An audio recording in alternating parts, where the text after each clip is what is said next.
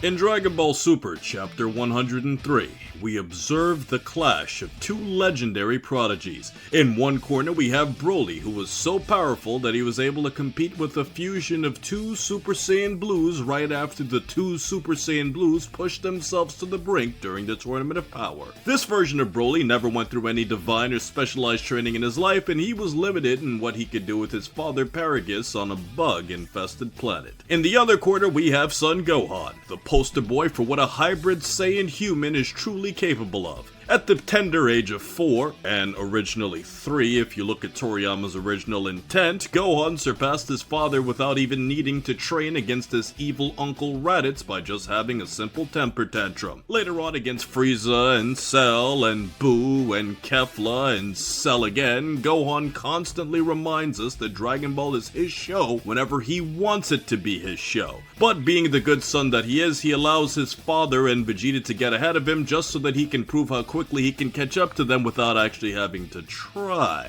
And all jokes aside, Gohan's potential is so vast that he even made Gohan Blanco canon.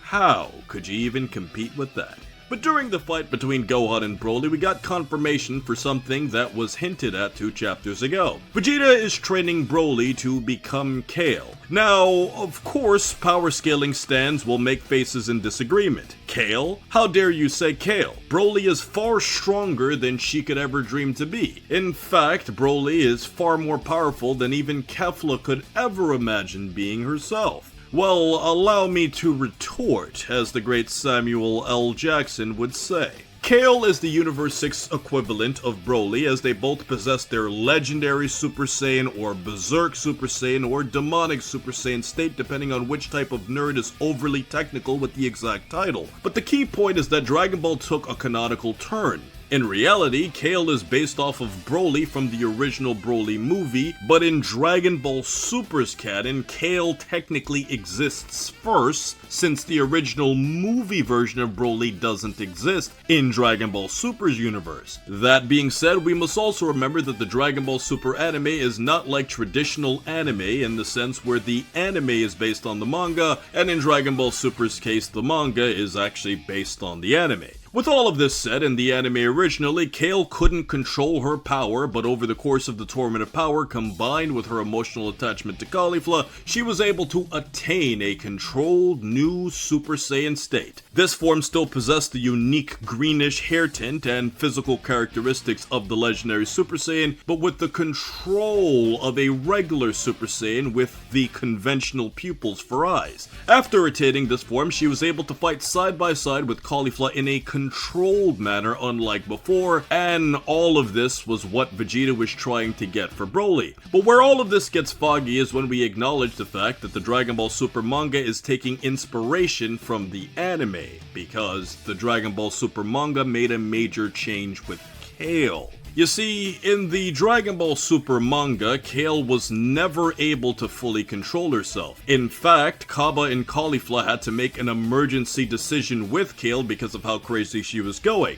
They forced her to fuse via the Potara airing so that she could become Kefla, and because of fusing with Caulifla and Caulifla's influence in the fusion, Kefla was more controlled, and this would allow her to fight against the other prodigy of prodigies in Son Gohan during the Tournament of Power, and of course, this was a preferable alternative to Kale going completely insane and eventually losing to the more controlled fighters in the Tournament of Power. But let's think from the perspective of Dragon Ball Super's manga Vegeta. You see, the manga version of Vegeta in Dragon Ball Super saw what Kale was like in the Tournament of Power, but he never saw a controlled version of her. So from his perspective, he is training Broly to be a new original state that has never been seen before. He is training Broly to be like Kale was in the anime without seeing the anime version of Kale. Vegeta is displaying an original sense of wisdom directed at helping Broly attain a theoretical form that only existed in the anime version of Kale. And the writing couldn't have made it clear enough that this is what they are doing.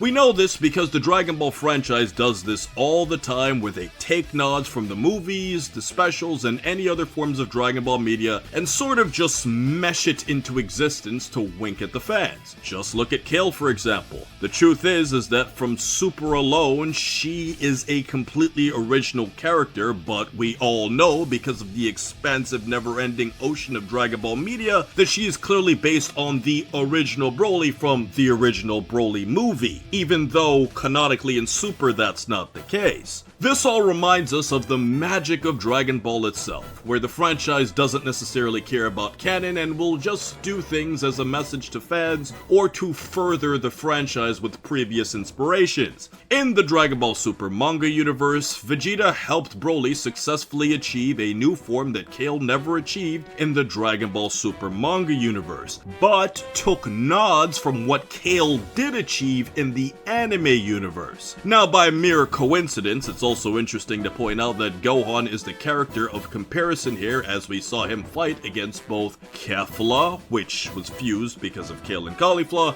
and of course the controlled Broly that we see in the Dragon Ball Super manga chapter 103. Because Gohan was the only character that fought Kefla, which eventually led to a draw with them both being knocked out, and the key reason as to why Kale needed to calm down.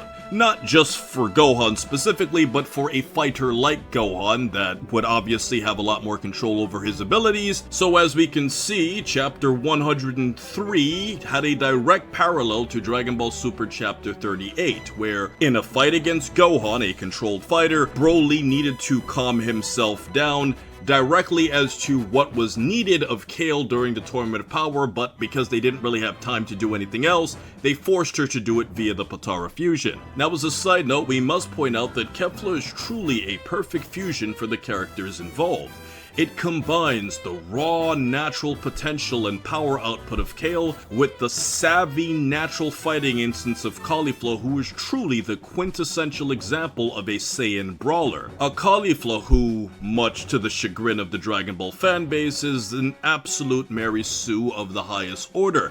But a Caulifla who is a prodigy in her own forceful way, as she just learns forms faster than anyone else ever did because the plot needed her to have them. Especially if she's going to be compared against the other Saiyans who already learned these forms many years prior. So when you mix these two together, you get two characters who are prodigies in their own prodigal way, making the ultimate super duper female prodigy, or any other better term that you could think of in the comment section. But all of this Broly talk gets even more confusing because the Dragon Ball Super Broly movie is based off of the anime, and we know this because the manga comes after the anime, and the manga directly acknowledged the events of that movie in the manga itself, but did it in its own manga way where we don't know the exact precise details, but we just know those general things happen. Now, in the Dragon Ball Super Superhero movie, which I'll just call Dragon Ball Superhero because saying super twice sounds weird, we do see that Broly is training on Beerus's planet, but not with Vegeta. Now,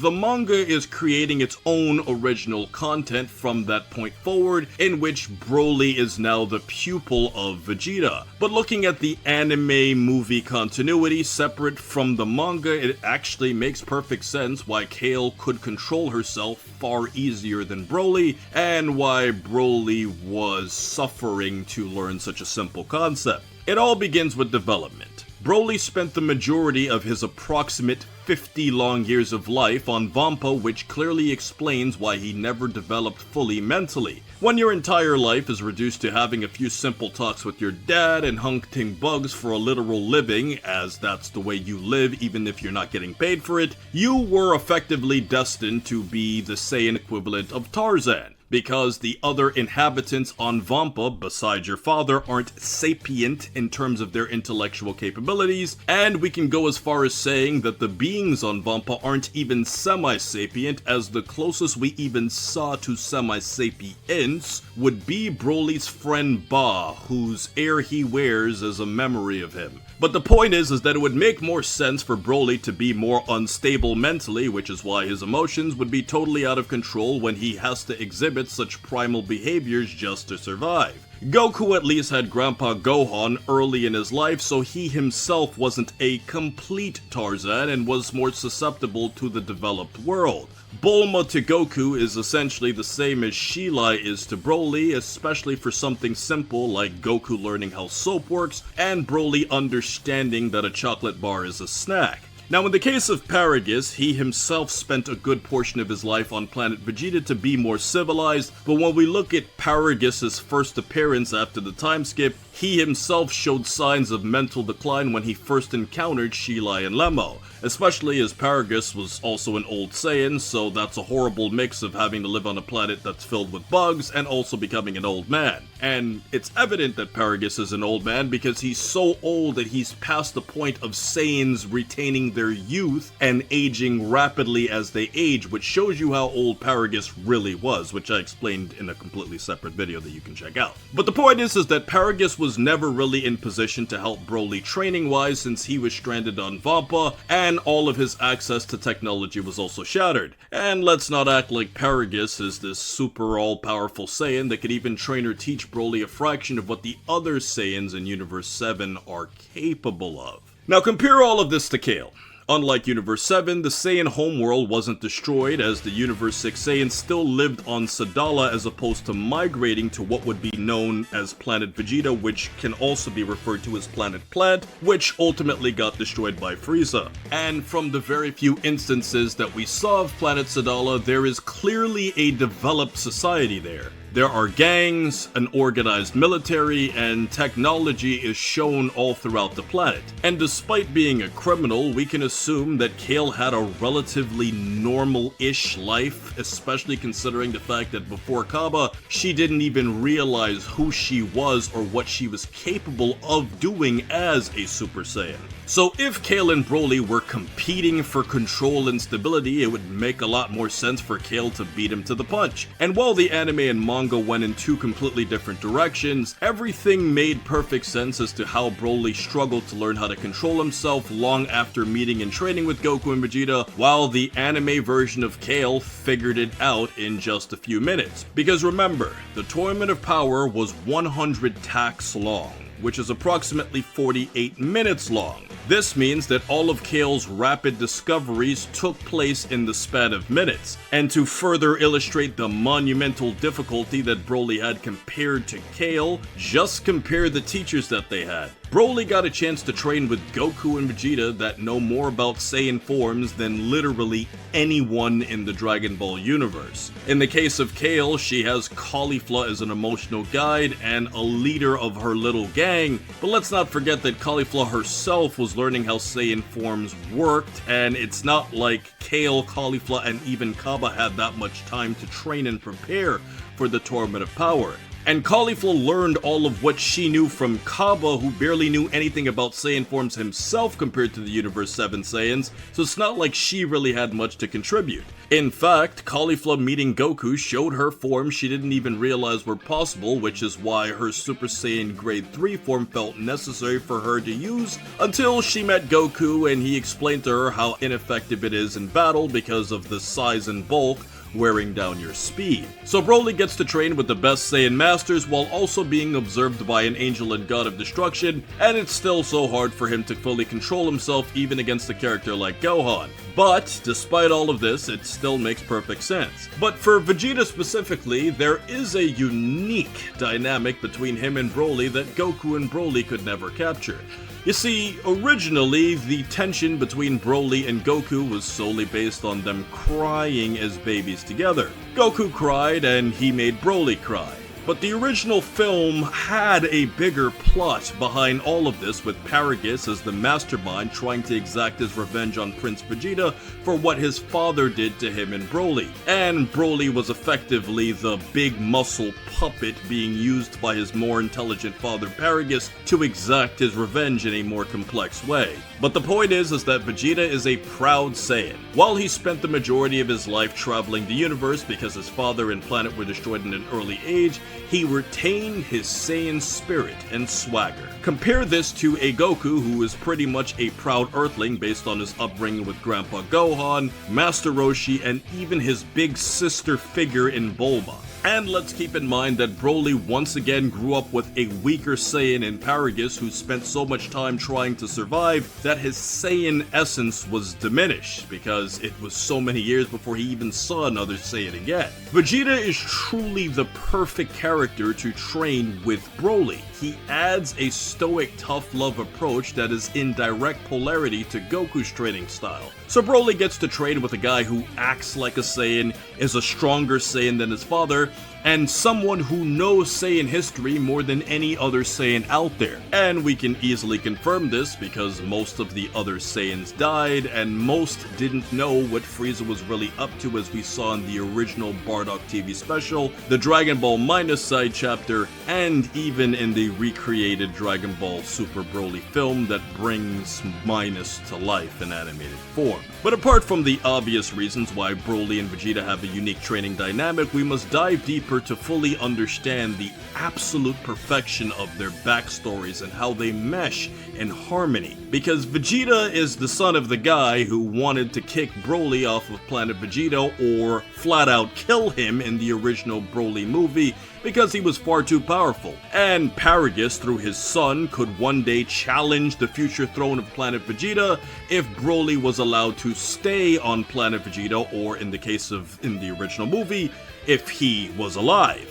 But going back to Vegeta, him training Broly brings everything back full circle, where he is paying for the sins of his father by bringing out the full potential of Broly and helping him to become as strong as he could possibly be. And even though the original Broly films follow a different movie timeline, it's as if Broly's compliance with Vegeta is a testament to how things are different for him now, as in an alternate universe, Paragus was the one that tried to kill Vegeta through his son Broly as an act of revenge. Both of their fathers were killed by Frieza in Super's respective universe, and both can move on, shake hands, and turn a new leaf, illustrating the next generation's pledge to eliminate the hate from the generation of the past. It's the classic your father and my father had beef, but that was then and this is now. But the best part about all of this is that it involves Vegeta and Broly, who have a genuine reason to hate each other, as opposed to the plot forcing Broly's maniacal hatred of Goku on the audience because of him crying as a baby.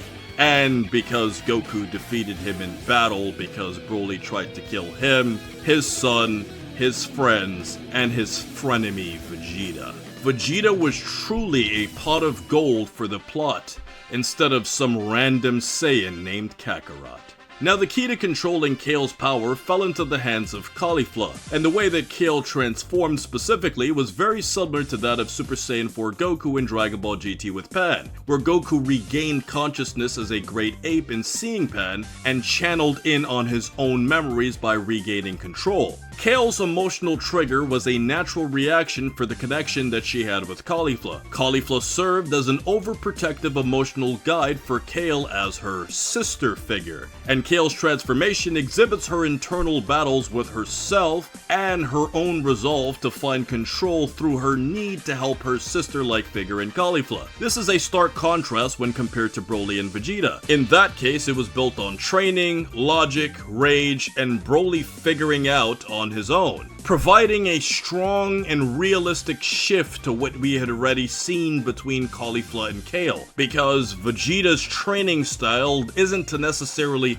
hold his pupil's hand and to kind of force them into figuring things out on their own, because that would be the best thing for a character like Broly, to not have everything explained and to understand how things work naturally. And all of this cemented the fact that while Broly and Kale both possess this legendary Saiyan power, how they achieved it, where they achieved it, who helped them achieve it, and when they achieved it was completely different, ultimately proving that two characters can have two different paths to the same outcome as long as the writing makes sense. Now, physically, what's interesting about Kale is that her manga form is a bit different from that of the anime, where there are some clearly reduced features from the anime version. And we could also point out that the manga version of Kale seemed to have a more sadistic enjoyment of inflicting pain on her foes, The anime version hinted at this slightly in certain shots here or there, but the manga made it much more pronounced. And when we couple this with the fact that her design seems to have a more slim and less overly hulking appearance, it would be interesting to see Kale learning how to control herself in the future in the Dragon Ball Super manga, and to see if they make an even more original design for a controlled version of Kale in the manga. But because the manga and anime follow two different continuities, Broly would have technically won the race in learning how to control his powers in the manga universe, but this may not be fully true because it is possible that Kale may have learned how to control her abilities off-screen in the manga after the Tournament of Power, which can always be explained in a flashback panel sequence. And all of this brings up a mysterious talking point. The Universe 6 Saiyans would have the most potential for a future storyline, which leaves us with a lot of big questions about Planet Sadala. What is the culture like? Who is the unknown king that we never saw but we were teased at meeting one day when Vegeta first met Kaba? And what is the future growth of Kale, Caulifla, and Kaba like in that universe? Especially considering the fact that even though they fought together in Universe 6, Kaba, Kale, and Caulifla have different factions where Kaba is a professional soldier and Kale and Caulifla are bandits that could use their power for evil. So it'd be interesting to see if they continue living their life of crime, or fighting in the Tournament of Power may have somehow influenced their morals and they'll become completely different characters. Because now we have 3 Super Saiyans in Universe 6 that can all transform and teach others. Now out of these 3, Kaba would be the biggest candidate in teaching others because of the fact that, as we said before, Caulifla and Kale are criminals, and it's very likely that they would have kept this knowledge to themselves or their gang to do their wrongdoings. And if Kaba has to eventually fight against Kale and Caulifla, who would have been his comrades, but they would somehow switch and go back to their own evil ways, he'd be in a lot of trouble because both Caulifla and Kale are far more powerful than he is, which could add an interesting dynamic when it comes to the other soldiers in the Planet Sadala military. Because Kaba is a soldier, and it would make soldiering easier if you teach your fellow soldiers how to become Super Saiyan soldiers. And as we said before, because Kaba is weaker than Kale and Caulifla, numbers would need to be on his side if he ever had to face his former comrades. Just imagine what an army of Super Saiyans would be like in Universe 6, especially considering the fact that Dragon Ball Super curbed the difficulty level of transforming for Universe 6 Saiyans overall, with how easy all of them were able to achieve transformations that took characters emotional damage combined with a lot of training to attain. And let's not forget that after they attained these forms, it took a long time for all of them to be able to fully control it. Now, in order for the narrative to keep Super Saiyan in exclusive form, you can just say that it's a coincidence that Kale, Caulifla, and Kaba are all just exceptional Saiyans that learn this extremely quickly, and most Saiyans, especially the ones in the Planet Sadala military, couldn't just do it, like figuring out how a tingly back works. But in the end, it would be nice for us fans to see Goku and Vegeta meeting Saiyans from another universe, even if they are literally ants compared to the Saiyan might of Universe 7.